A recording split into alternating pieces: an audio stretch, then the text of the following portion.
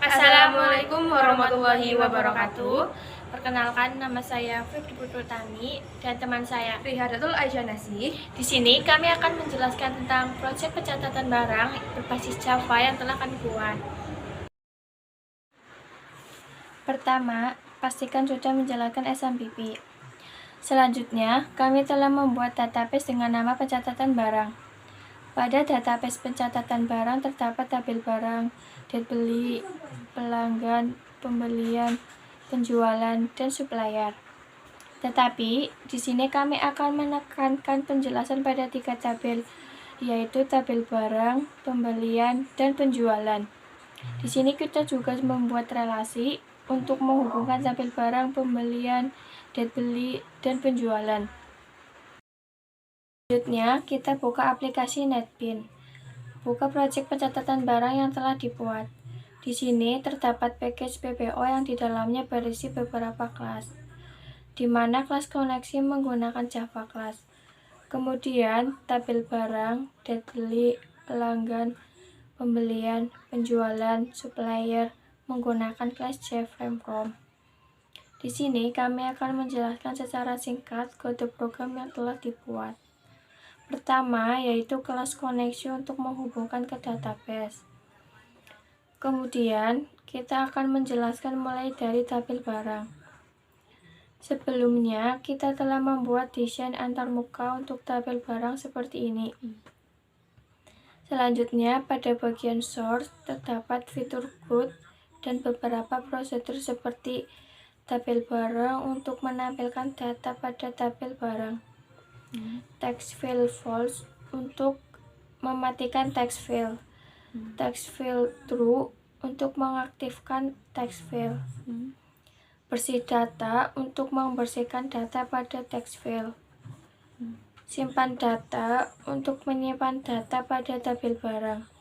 Tetapi di sini terdapat juga validasi untuk data tidak boleh kosong. Update data untuk mengupdate atau mengedit data. Delete data untuk menghapus data.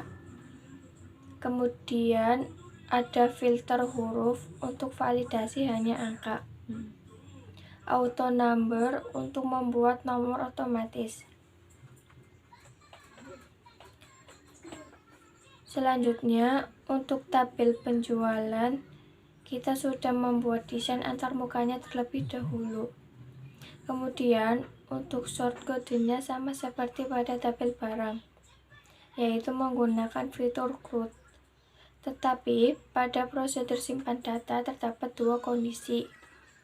Kondisi pertama, jika stok awal adalah 0, maka akan muncul pesan tidak ada barang yang dijual.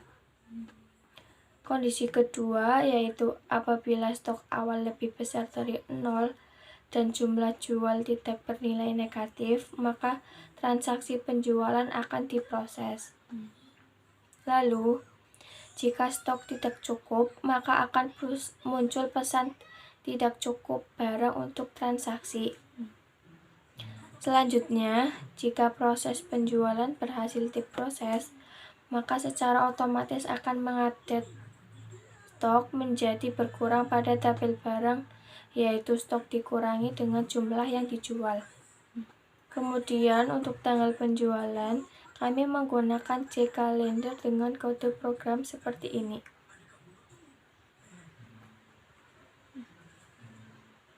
Kemudian untuk tabel pembelian sama seperti yang sebelumnya, yaitu kita buat desain antarmukanya dahulu.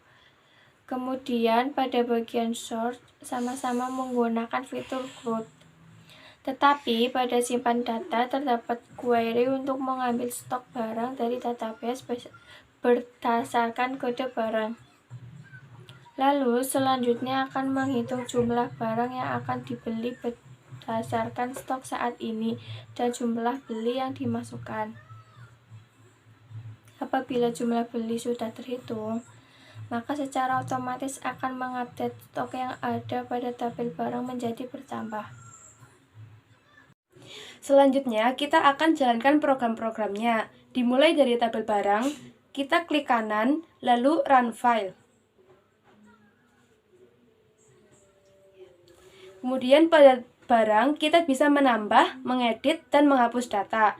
Untuk menambah data baru, kita klik New, kemudian kita isi kolom-kolomnya.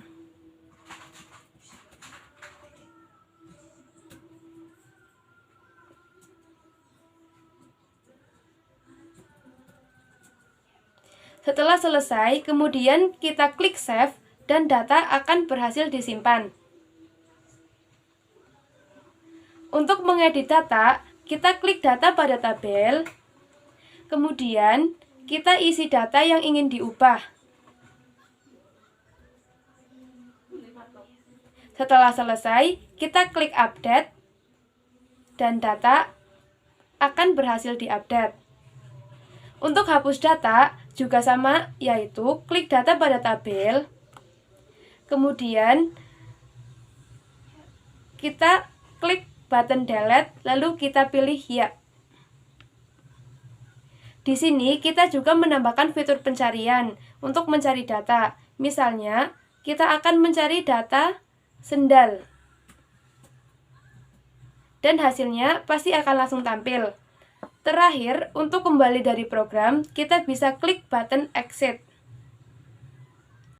Kemudian untuk tabel penjualan, di sini kita bisa menjual barang-barang yang telah kita input sebelumnya di tabel barang. Kita klik kanan, kemudian Run File. Untuk menjual barang, kita klik New, kemudian kita isi kolom-kolomnya, dimulai dari tanggalnya. Di sini saya menggunakan J-Calendar. Lalu untuk kode barangnya, kita klik kode barang AR0001 di bagian tabel barang. Kemudian untuk kita jual, kita coba isi, misalkan kita akan menjual barang sebanyak 5. Lanjut isi kolom-kolom setelahnya.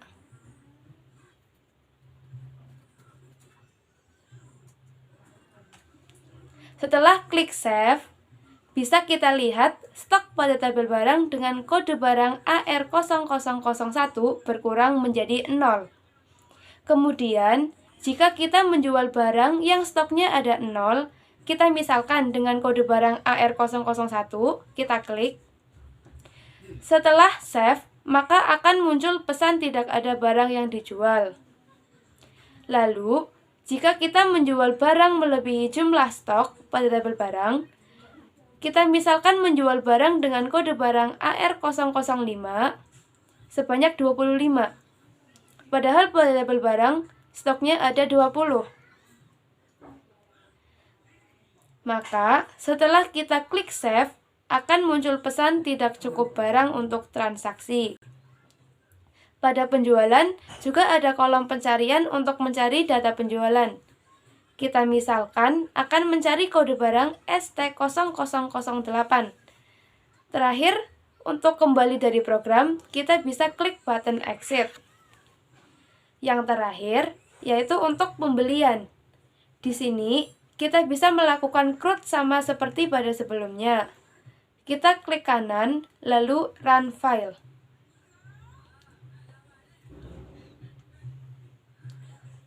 Untuk membeli barang, kita klik New, kemudian kita isi kolom-kolomnya dimulai dari tanggalnya. Lalu, untuk kode barangnya, kita klik kode barang AR0004 di bagian tabel barang. Kemudian untuk total beli, kita coba isi misalkan kita akan membeli barang sebanyak 6. Lalu kita isi kolom-kolom setelahnya.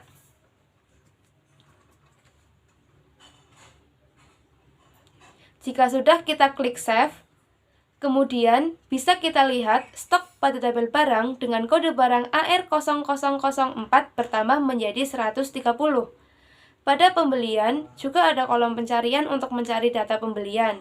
Kita coba cari dengan kode barang BT0003. Terakhir, untuk kembali dari program, kita bisa klik button Exit. Sekian penjelasan dari kami. Apabila ada kesalahan, kami mohon maaf yang sebesar-besarnya. Terima kasih. Wassalamualaikum warahmatullahi wabarakatuh.